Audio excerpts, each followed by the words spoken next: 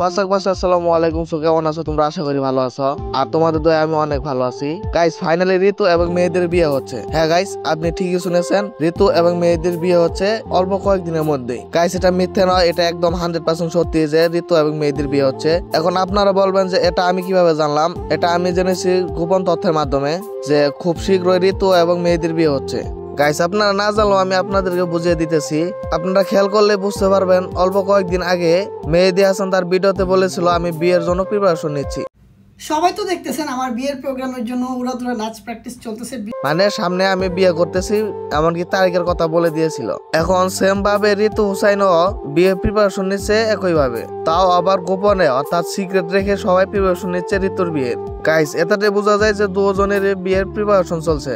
But এখানে একটি twist আছে। টুইস্টটা হচ্ছে মেহেদী হাসানের বিয়ে হচ্ছে অন্য একটি মেয়ের সাথে, মানে ঋতুর সাথে না, এবং ঋতুর বিয়ে হচ্ছে অন্য একটি ছেলের সাথে, মানে মেহেদী হাসানের সাথে না।